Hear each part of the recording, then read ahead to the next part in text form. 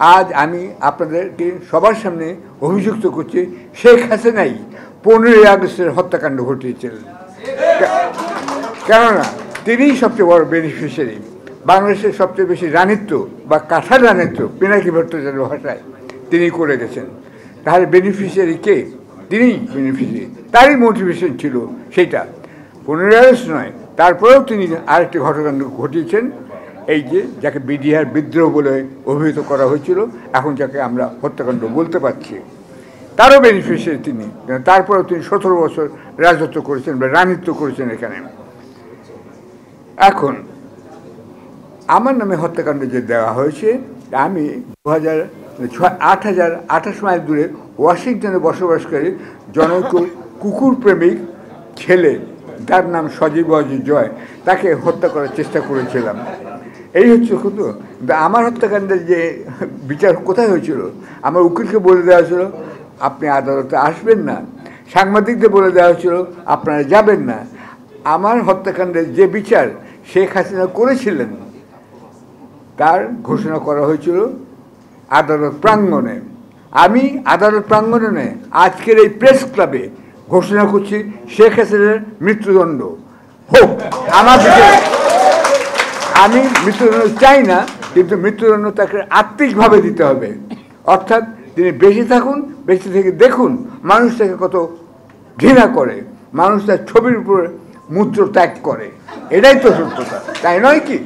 সুতরাং শেখ হাসিনা, আপনি মৃত্যুদণ্ড অভিযুক্ত, কিন্তু আমি আপনাকে ক্ষমাও করে দিচ্ছি, আপনাকে ফাঁসিতে ঝোলানো হবে না। আপনি বহু লোককে ফাঁসিতে ঝুলিয়েছেন, আবার টিচকারি করে বলেন, আমি নিজের কানে শুনেছি, লন্ডনে তিনি বলেছেন 5ই যে মেতে হেফাজতের কর্মীরা যখন মারা গেছিল, শত শত কর্মী মারা গিয়েছিল, আমি নিজেও অবরুদ্ধ ছিলাম সেই রাতে বাড়িতে। আচ্ছা, আমাকে আওয়ামী লীগের কর্মীরা 50 জন মোটরসাইকেল ঘিরে রেখেছিল। আচ্ছা, তখন যে হত্যাকাণ্ড হয়েছিল সে বিষয়ে শেখ হাসিনা লন্ডনে বলেছেন যে কারা হত্যা হলো, কারা মরলো, তারা তো সবাই পাখি ছিল, পায়ে আলতা মেখে, মুখে আলতা মেখে আকাশে ফুরুত করে উড়ে গেছে। তিনি হত্যাকাণ্ড নিয়ে এত নির্বিচারে বলতে পারেন, আমি অবাক লাগে। একটা মহিলা, তার কি মায়া মমতা হৃদয় বলে কিছু নেই? তিনি এভাবে কি করে বলতে পারেন?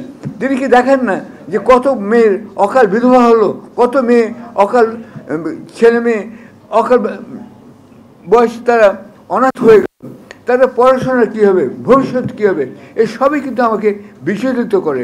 কিন্তু সেখানে এসব বিচলিত করে না।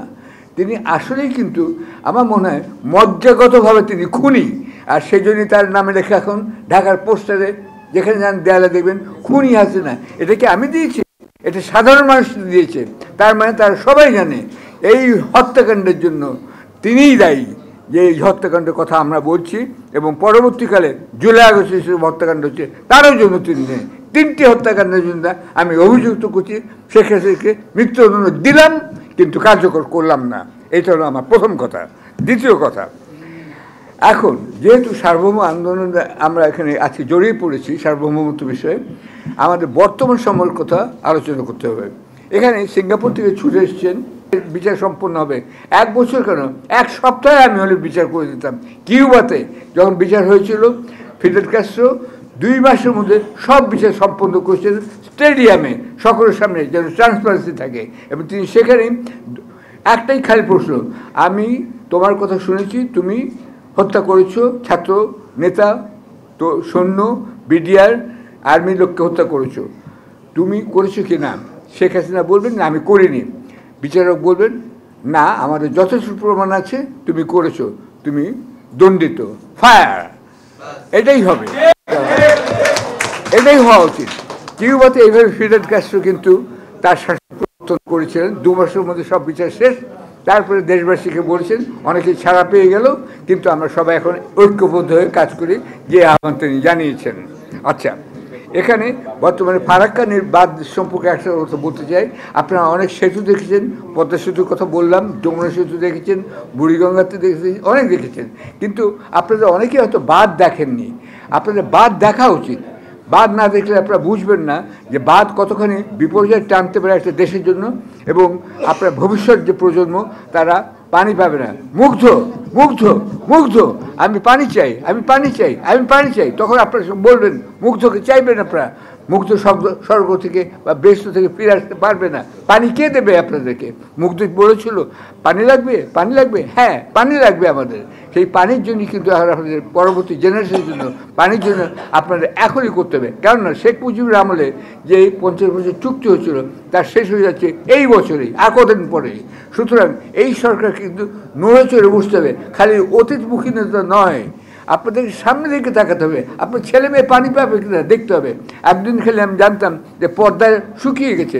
আমি লালগড়ের একটা অনুষ্ঠানও দেখিয়েছি, মান্নাদের একটা গান শুনবেন, প্রখর দগ্ধ দিন। আচ্ছা, এখন কালকে ছবি বেরিয়েছে, সেটা বেরিয়েছে তিস্তাও ধুধু করছে। আমি নিজে সেখানে গিয়েছি, আমি বললাম তো আমি নিজে বাঁধ দেখতেও গিয়েছি, বাঁধ কী করতে পারে, আসোয়ার ড্যামে আমি চড়েছি। সুতরাং আমার একটা অনুরোধ থাকবে যে বাংলাদেশের এই বাঁধ বিপর্যয় থেকে যেন মুক্তি পায়।